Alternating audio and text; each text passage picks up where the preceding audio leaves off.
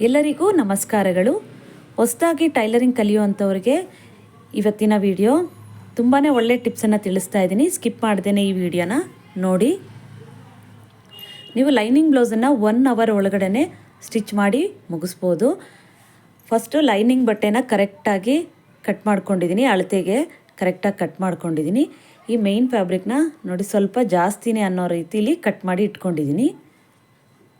ನೋಡಿ, ಈ ರೀತಿ ಗುಂಡು ಪಿನ್ ಹಾಕಿ ಇಟ್ಕೊಂಡ್ರೆ ನೀವು ಈಸಿಯಾಗಿ ಹೊಲಿಬೋದು. ಮತ್ತು ಬಟ್ಟೆ ಕಡಿಮೆ ಆಗುತ್ತಾ ಜಾಸ್ತಿ ಆಗುತ್ತಾ ಏನು ಅನ್ನೋದು ಯೋಚನೆ ಇರಲ್ಲ. ನೀವು ನೀಟಾಗಿ ಹೊಲ್ಕೊಳ್ಬೋದು, ಸ್ಟಿಚ್ ಮಾಡ್ಕೊಂಬಿಡ್ಬೋದು, ಯಾವುದೇ ಭಯ ಇರಲ್ಲ. ನೋಡಿ, ಕರೆಕ್ಟಾಗಿ ಈ ಲೈನಿಂಗನ್ನು ಫಸ್ಟ್ ಕಟ್ ಮಾಡ್ಕೊಳ್ಳಿ. ಅದನ್ನು ಇಟ್ಟು ಈ ಮೇನ್ ಫ್ಯಾಬ್ರಿಕ್ನ ಕಟ್ ಮಾಡಿಕೊಂಡ್ರೆ ನಿಮಗೆ ಈಸಿ ಆಗುತ್ತೆ. ನೋಡಿ, ಇದು ಸ್ಲೀವ್ಸ್ಗಳು ಎರಡೂ ನೀವು ಯಾವ ರೀತಿ ಹೊಲಿತೀರಲ್ವಾ ಕರೆಕ್ಟಾಗಿ ಅದೇ ರೀತಿಯೇ ನೀವು ಈ ರೀತಿ ಪಿನ್ ಮಾಡಿ ಇಟ್ಕೊಳ್ಳಿ. ಈ ಗುಂಡು ಪಿನ್ನ ಈ ರೀತಿ ಹಾಕಿ ಇಟ್ಕೊಂಡ್ರೆ ಈಸಿಯಾಗಿ ಇದು ಸ್ಟಿಚ್ ಆಗಿದ ತಕ್ಷಣವೇ ಇದನ್ನು ಈಗ ಉಲ್ಟಾ ಮಾಡಿದ್ರೆ ಆಗುತ್ತೆ.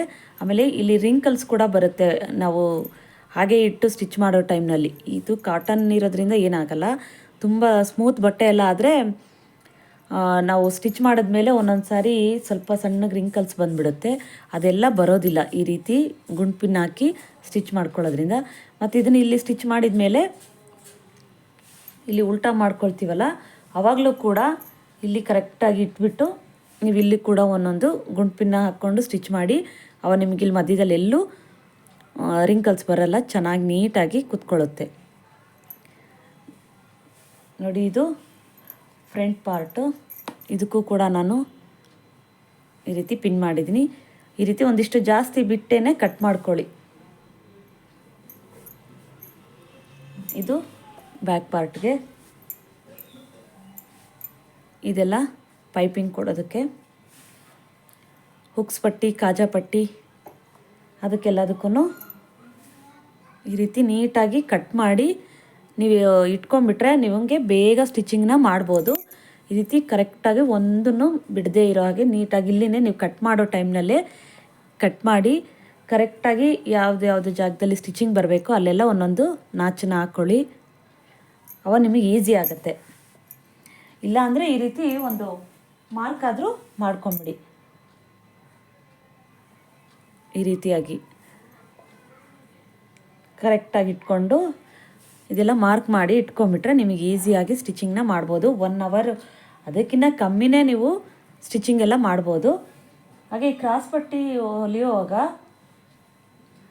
ಕೆಲವ್ರಿಗೆ ಎರಡೂ ಒಂದೇ ಕಡೆ ಬಂದುಬಿಡುತ್ತೆ. ಇದು ಎರಡೂ ಒಂದೇ ಸೈಡ್ ಬಂದುಬಿಡುತ್ತೆ, ಆ ರೀತಿ ಆಗುತ್ತೆ.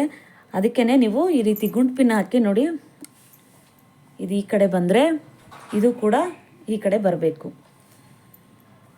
ಈ ರೀತಿಯಾಗಿಯೇ ನೀವು ಮಾಡ್ಕೊಳ್ಬೇಕು. ನೋಡಿ, ಇದು ಇಲ್ಲಿ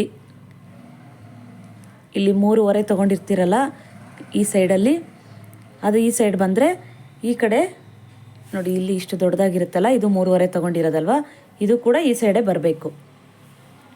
ಈ ರೀತಿಯಾಗಿ ಇಟ್ಕೊಳ್ಳಿ, ನಿಮಗೆ ಈಸಿ ಆಗುತ್ತೆ.